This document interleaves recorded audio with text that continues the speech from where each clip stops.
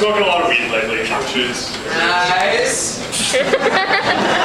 And people will tell you that smoking weed is a terrible decision because it really impairs your ability to make good decisions.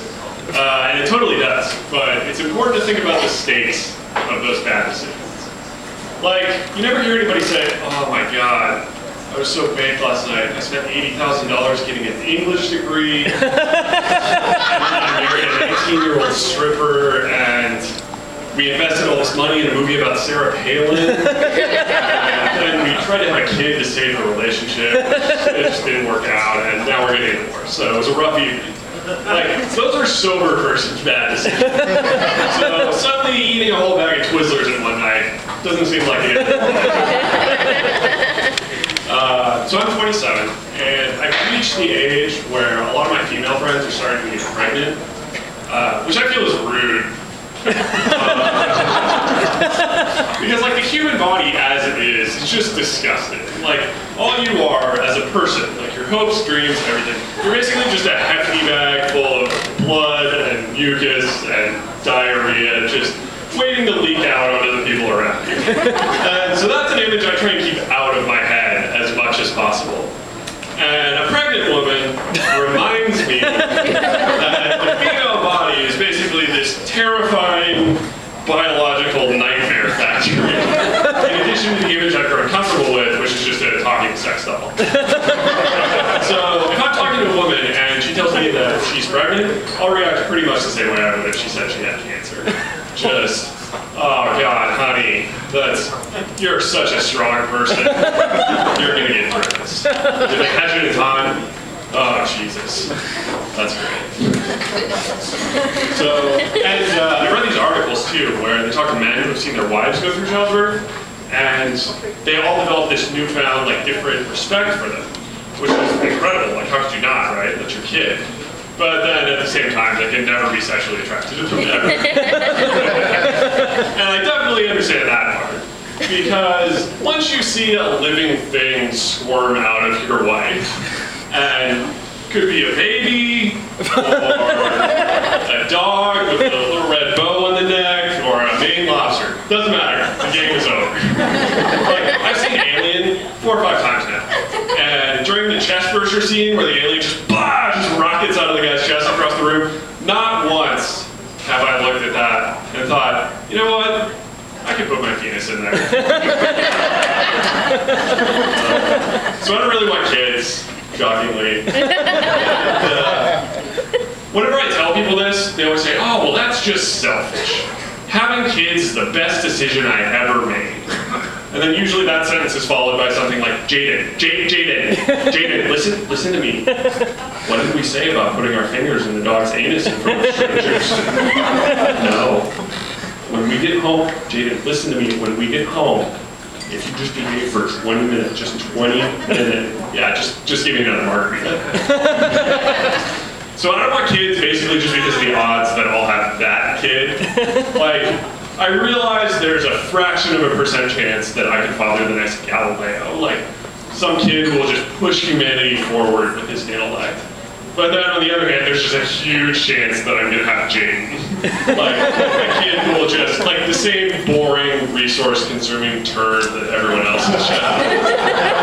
Like, if other people's kids are any prediction, by the time my kid is 20, her big contribution to the world is just going to be a giant carbon footprint. Just first like a big pile of dirty diapers, and then a bunch of shitty elementary school art and science projects that I have to throw away. And then a bunch of pictures of food she ate on Facebook. I ate this. I did something. That's a pretty steep price for Mother Earth to pay just so I can feel good about never having written that novel. So really, I'm selflessly protecting you guys from a future where that child exists. So you're welcome. So I'm 27. 27 is kind of a weird age because I don't really have the energy that I did when I was in college, but I'm not even close to ready to be an adult. Like, let's see. When my granddad was my age, he was already a colonel in the Air Force. He was a Korean war hero. He had 2 kids. Last week I lost a hot dog eating contest to a dog. I mean, he wanted it more. Like, He was a warrior out there. But like, our generation is just terrible at growing up. Like, people my age, we don't know what it's like. Previous American generations have challenges that they overcame. Like, things they can point to that made them what they are. Like the Depression, Vietnam, the Civil Rights Movement. You know what our great challenge was? It was the floating ship level from Super Mario Brothers 3. So many lives tragically thrown away. Cannonballs with the shark fin. Just, truly, that was the end of our innocence. Those are going to be the war stories I tell my grandkids someday. Just, did you know when I was your age? Shut up, Grandpa, you're interrupting our porn helmets. So people always talk about how kids have a great imagination, which is total horseshit, by the way. Because you know who has an excellent imagination? Adults. Because as a kid, your imagination is basically just a toy. Like, if you try to pretend to be a cowboy or an astronaut or whatever the fuck kids pretend to be, like, nobody cares. But if you're an adult, that shit is serious. Like, your imagination is more like a means of survival. So like the things you're imagining are a lot more boring, but the stakes are a lot higher. So as an adult, your imagination does stuff like pretending your marriage is still working. Or pretending your daughter is still attractive even though she has asymmetrical features and red hair. Pretending your son looks just like you, even though he was conceived right around the time you got back from your deployment in Iraq. So imagination is important, right? So like, here, try this. Next time you're at home masturbating, or like in a Denny's bathroom, whatever, I want you to not use your imagination. Just look down at your sweaty, calloused hand that 5 minutes ago was holding a junior bacon cheeseburger. And think about all the people you've disappointed in life, and just let the tears come on down, because they're coming. So, pornography has destroyed me, but like in a fun way. Because I was part of the first generation of kids that had access to internet porn. And the thing with internet porn is that every vagina you see is just flawless, like a Da Vinci. They spend 6 hours putting it together, and it looks like a sunset over the ocean, or like a perfect scoop of ice cream, and you just, God, you want to get in there. And that builds some expectations that real life is just not going to live up to.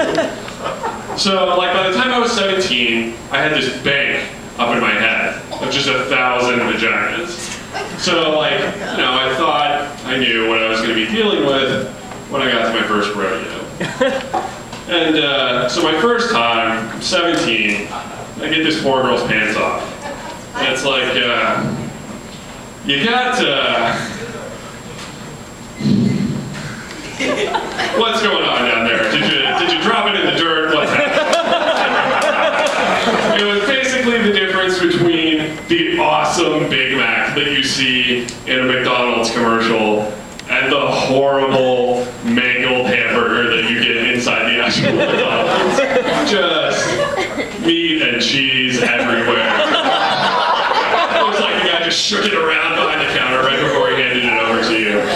But I mean, in my case, the reaction was the same both times, which was, God damn it, I'm a man, I paid $5 for this, I'm gonna fucking eat it. Alright, I got enough, thank you.